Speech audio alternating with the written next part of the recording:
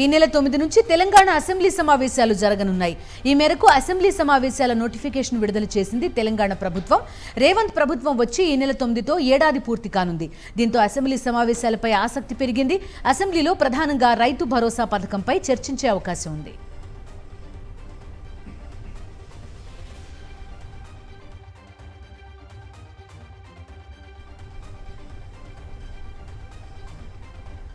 Telangana assembly సమావేశాలకు సంబంధించిన పూర్తి డీటెయిల్స్ అందిస్తారు మా కరెస్పాండెంట్ రాకేష్. చెప్పండి, ఎలా ఉండొచ్చు ఈసారి తెలంగాణ అసెంబ్లీ సమావేశాలు? ఏడాది పూర్తయిన సందర్భం కూడా ఉంది. ఇప్పుడు తెలంగాణ అసెంబ్లీ బడ్జెట్ సమావేశాలు ప్రారంభం కాబోతున్నాయి. ఉదయం 10:30 గంటలు 2 సభలు కూడా సమావేశం కానున్నట్టు అసెంబ్లీ సెక్రటరీ గెజిట్ నోటిఫికేషన్ జారీ చేయడం జరిగింది. శీతాకాల సమావేశాలుగా చెప్పుకోవచ్చు. అయితే ఈసారి ఖచ్చితంగా ఈ సమావేశాలు చాలా హాట్ గా ఉండే అవకాశం ఉంది. ఇది సంవత్సరం పూర్తయిన సందర్భంగా ప్రభుత్వం ఏర్పడి చాలా విషయాలు ప్రతిపక్షాలు కూడా లేవనెత్తే అవకాశం కనిపిస్తా ఉంది. ఎట్ ది సేమ్ టైం ప్రభుత్వం కూడా అనేక కీలక బిల్లుల్ని చట్టాలని చేసే అవకాశం కనిపిస్తా ఉంది. ముఖ్యంగా 6/6/2024 చట్టానికి సంబంధించి తీసుకురాబోతా ఉంది. దీంతో పాటు రైతు భరోసాకు సంబంధించి కమిటీ నివేదికను కూడా ప్రవేశపెట్టబోతున్నారు.